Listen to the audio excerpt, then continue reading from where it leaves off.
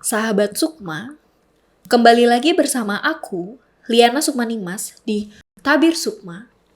Dan episode kali ini, kita akan menyingkap salah satu luka terdalam dalam sejarah kelautan Indonesia.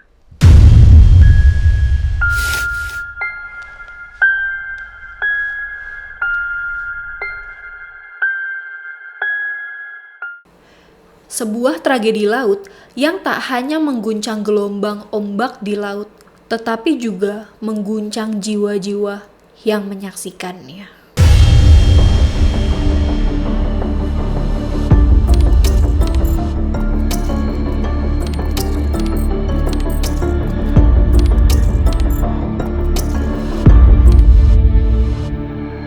Tragedi yang terjadi di perairan Masalembo ketika KMP atau kapal motor penumpang Tampomas II tenggelam di tengah Laut Jawa pada 27 Januari 1981.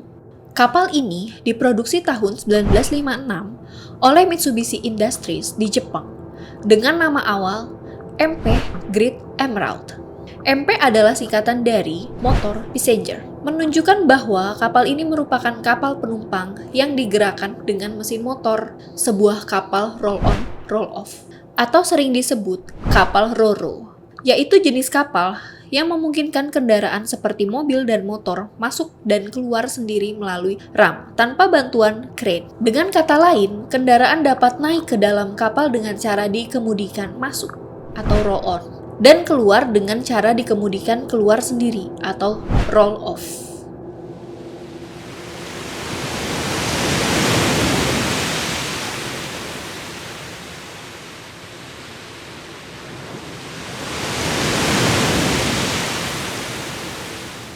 Kapal ini mampu memuat hingga 1.500 penumpang dan dapat mengangkut hingga 191 mobil dan 200 sepeda motor dalam satu pelayaran.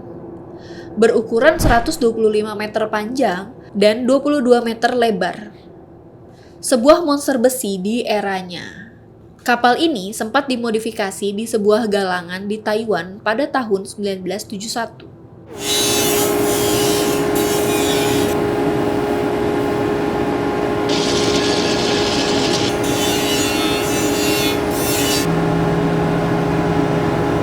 Modifikasi ini dilakukan untuk memperpanjang masa pakai dan meningkatkan kenyamanan penumpang.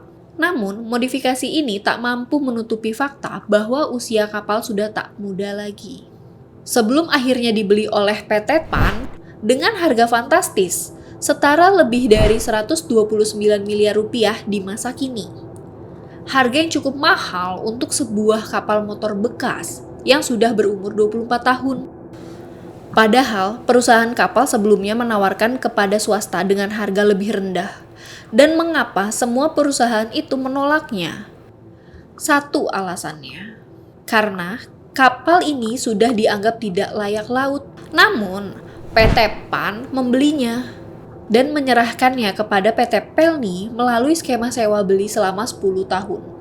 Dan kapal itu berganti nama menjadi KMP Tampomas II.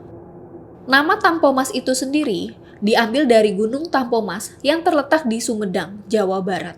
Sebuah gunung berapi yang menjadi simbol keteguhan dan kekuatan. Kapal mewah yang langsung dioperasikan di rute padat, Jakarta Padang dan Jakarta Ujung Pandang. Pada masa itu, waktu tempuh untuk rute Jakarta Padang diperkirakan memakan waktu sekitar 36 jam atau 1 hari 2 malam. Sedangkan rute Jakarta Ujung Pandang diperkirakan memakan waktu lebih dari 60 jam atau sekitar 2 hari 3 malam, tergantung pada kondisi cuaca dan arus.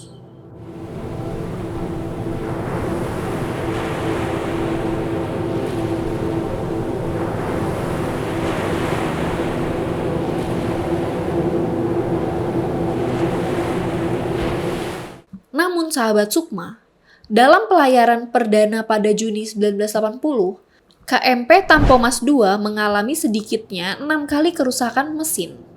Hal ini menyebabkan listrik di atas kapal mati untuk waktu yang lama.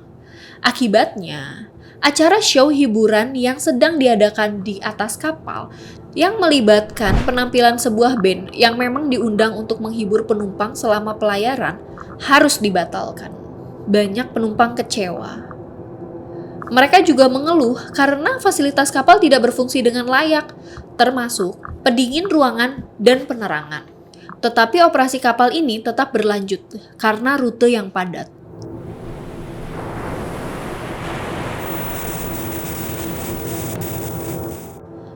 KMP Tampomas II hanya punya waktu beristirahat 4 jam sebelum berlayar lagi.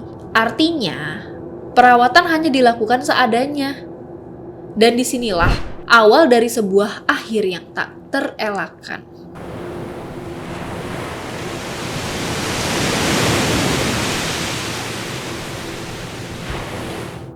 Pada 25 Januari 1981, KMP Tampomas II berangkat dari Pelabuhan Tanjung Priok menuju ujung Pandang, Sulawesi Selatan dengan membawa sekitar 1.054 penumpang dan 82 anak buah kapal. Kapal juga mengangkut ratusan kendaraan dan muatan berat, termasuk bahan mudah terbakar. Pada 26 Januari, sekitar pukul 20.00 malam, ketika kapal berada di Laut Jawa, di perairan Masalembo, terjadi kebakaran di ruang mesin. Api berasal dari kebuntuan pipa bahan bakar yang menyemburkan solar ke mesin panas. Diduga, pipa itu tidak pernah diganti sejak masih menjadi kapal Jepang.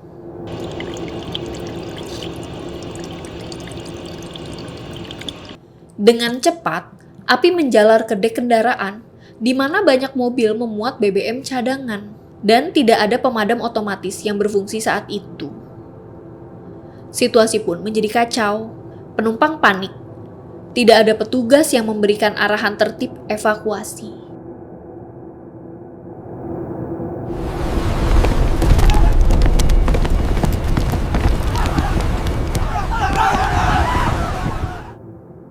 Kapal tidak memiliki sistem evakuasi darurat yang terlatih, sehingga proses peluncuran sekoci gagal.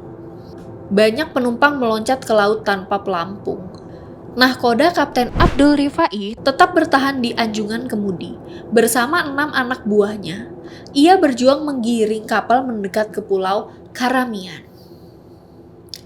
Namun, usaha itu gagal karena api sudah melahap sebagian kapal dan sistem kemudi rusak.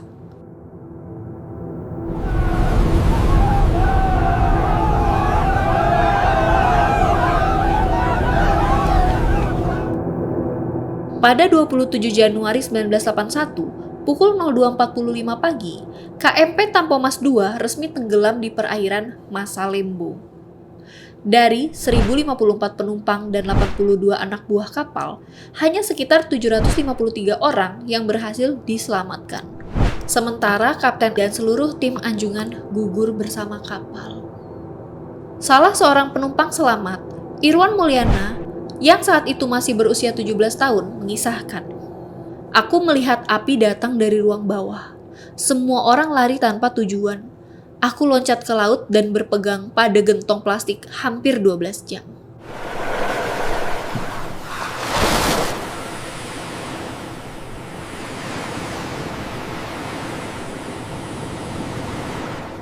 Kisahnya dicatat dalam wawancara di majalah Intisari edisi Maret 1981.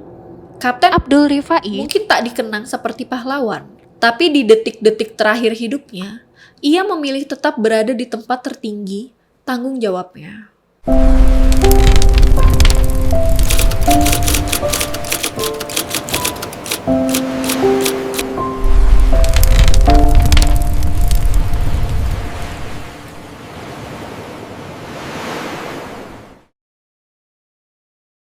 Di sanalah harga sebuah kepemimpinan dinilai, bukan saat semua tenang, tapi saat api datang. Karena dalam diam, ada cerita yang terkubur, menunggu untuk diungkap. Sahabat Sukma, kalian punya kisah atau pengalaman yang ingin dibagikan? Atau ingin mengusulkan kasus misteri lain untuk dibahas di Tabir Sukma? Tuliskan di kolom komentar atau kirimkan pengalaman kalian ke email tabirsukma@gmail.com. Siapa tahu, cerita kalian akan dibacakan di segmen baru kami, Bicara Lewat Sukma. Aku Liana Sukmanimas. Sampai jumpa di Tabir Sukma berikutnya.